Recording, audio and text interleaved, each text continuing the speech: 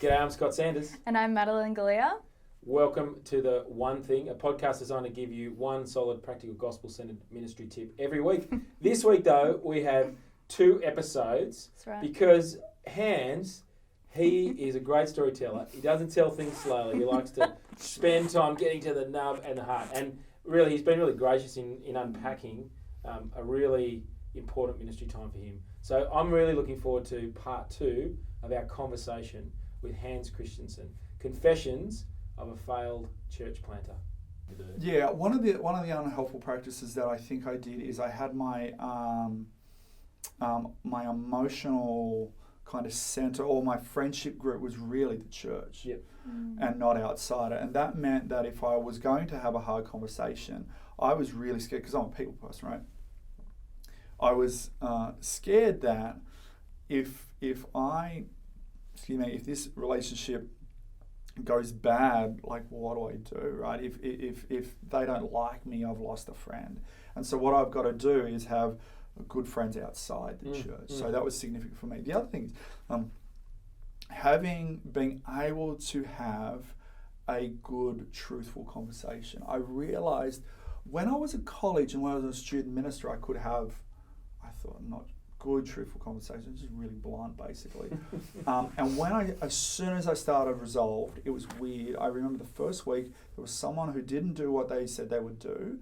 And I was like, I've got to have this conversation. But there was something in me that was like, but what if they leave, yep. right? And there was an emotional blockage. And so I need to deal with that emotional blockage and work out how do you have a good, truthful conversation with somebody where you get truth on the table and the way forward is clear, and yet it doesn't feel really heated and angry, right? So I read a bunch of stuff, and I developed that. You have this conversation. You say, help me understand. So help me understand your side of the story. Okay, you didn't come and welcome that week. Okay, so what happened? Help me understand what are the facts, the feelings, the way forward, and just having that kind of framework, super helpful. And I part of that is just the process gets you to stop and pause, so you're not thinking about it in the heat. Yeah, absolutely. You're not fired up. It's actually a cold conversation. Yeah. It also then helps you process it and do the hard part of actually putting yourself in their shoes to go, I actually wonder what's going on for them factually, how they're feeling, and actually the way forward could be, we step them out of ministry for a bit. But you can see why, if you're the church planter as opposed to a student minister, the risk for you personally is so much higher. If you're a student minister and someone leaves, that's a bad Sunday, but that's fine. Yeah. Well, what's funny about those four things, like I use them so much that one time my daughter Emma was talking to one of her dolls, and she goes, "Well, help me understand." So you use it a bit too much. So, but yeah, having a framework is good. I think there was some things that happened at church where, look, I didn't have the conversations that I needed to have at certain points, and there was sometimes I was nice and not loving. So I wanted people to be impressed with me. I wanted people to stay. And so instead of doing the loving thing for them and the church and go, hey, we really need to chat about this, or you can't treat people like that, or whatever, I was a coward, basically, and I needed to develop courage. There was other things, right? So one of the things that you've got to do is be very careful who you listen to. Right? So I listened to the faculty of the theological college I went to, and not all of them, but I chatted with them about church planting, and I just got some really unhelpful advice, right? And looking back, they are great scholars, but none of them have planted a church, I don't think, right? So, one of the things that they said is just start with a Bible study size, start your church there, and kind of evangelize it into existence. I don't know, maybe you should take that that line. But just don't start doing church on Sunday until you've got a good, healthy life. I know. Maybe about 55 people. Yeah, but I mean, that was one of the things, and so we started with 6 people, right? Yeah. And I think the other thing was I was so gung-ho, and I still am, about having elders in the church. And reading a lot of Mark Dever stuff, which I still love. We just installed some guys too young, and that's 100% on me. And partly That's you said that was your circle of mates and friends. And you look back and go, these guys were sold out. They were Absolutely. they were with you. There was no question on motivation, desire, godly want to see a church get off the ground. I can remember meeting with them a couple of times. And just young. They just weren't elders, were they? Yeah, I mean, I think the thing is, when you are in that kind of leadership, there is a pressure on you, but there's also got to be a way of me leading them that helps them develop in that role. I think the problem was I didn't have any models of that. And so I was trying to do something where I'd read all this stuff, I was convinced of the theology behind it, but not necessarily. Yeah, there was a desire of plural elders to have a number of them. And I often say plant as an Anglican, work towards being, a Presbyterian or a Baptist with your eldership. There's a sense of starting out by yourself, setting up those foundations, and then being really slow to bring on elders. And one of the things that was interesting, I went over in 2011 to Capitol Hill Baptist, and Mark Dever took us through everything he does. It was fantastic. And he said, we didn't have elders for the first 8 years I was here. I said, mate, you needed to write that. You need to put a footnote in your book or something. And he goes, well, that's common knowledge. I said, well, not too common, right? 26 elders by that stage. So, that's good. So, good feedback for him. Would you plant a church again? Absolutely. Really? Absolutely. Really? Absolutely. Or let me ask myself a different question. Go for it. If I could get into a time machine and I could sit down with that kid, 28 years old, would I tell him to go and plant a church? And I could not give him any advice whatsoever. I couldn't say, watch out for this, get this buddy. Like, would I tell him to do it? I said, absolutely, I would. Absolutely, I would. Not only I think I've grown so much from it, and I think I'm a very different person, but I think I want to say taking a risk for the gospel is always right. And in my last sermon, I preached from Colossians 1:15 to 20, and I actually started with that and finished. I can remember saying, when we get to heaven, we're going to be blown away by what God has done through this small little church plant. And also not only just in our generation, in the generations to come. Because who knows if one of the couples that met at Resolved, their great-great-grandchild is going to be the Charles Spurgeon of his day. And the reason why Resolve started, one of the reasons why, was so that they could meet under the sovereignty of God and raise Christian children. I thought you were going to say to be a Charles Spurgeon baby making factory. No, that's good too. Well, no, I'm not going to say that. But hey, you run with whatever you want to run with. Can you share with us what were some of the great things that came out of Resolve Church? Yeah, so I think one of the main things is we saw a lot of people who were giving church their last go and decided for whatever reason to come to us.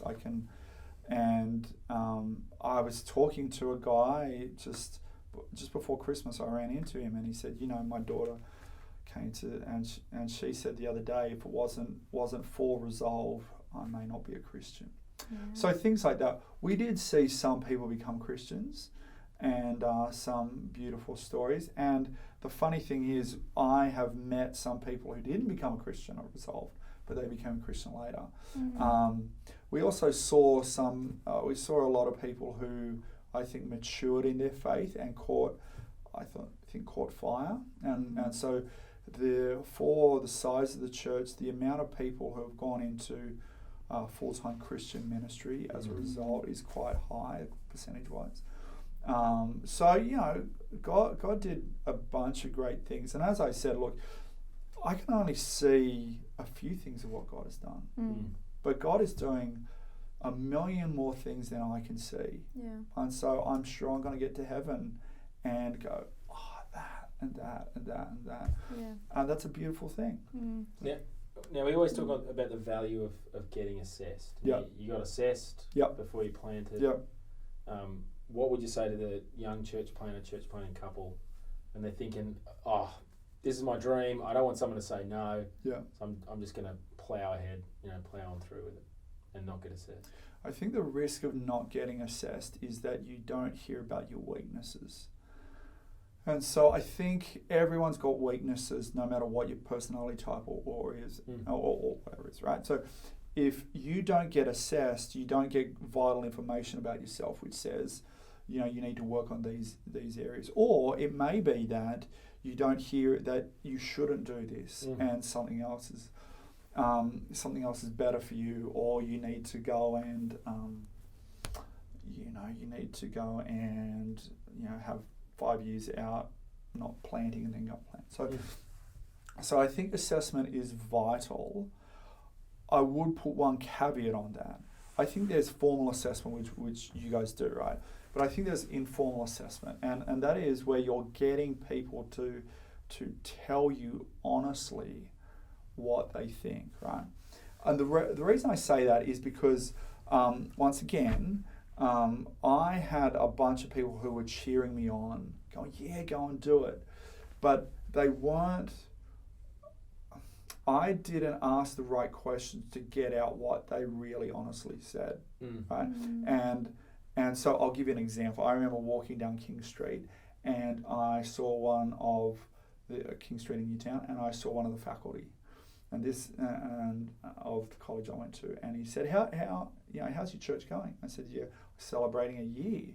And he goes, a year already, mate, that's great. He said, you know what, if you took a sweep, if you bet the whole faculty whether you were going to plant a church that would last a year, you would have cleaned up, right? And I was like, wait, a lot of these guys I talked to, and I said, I want to do this, and they were like, yeah, go for it. But they didn't have enough love for me to say, actually, Hans, we've got some concerns, right? Now, whether or not I would have listened is a different thing, right? I think I would have listened, though. But I think, you've just got to be careful that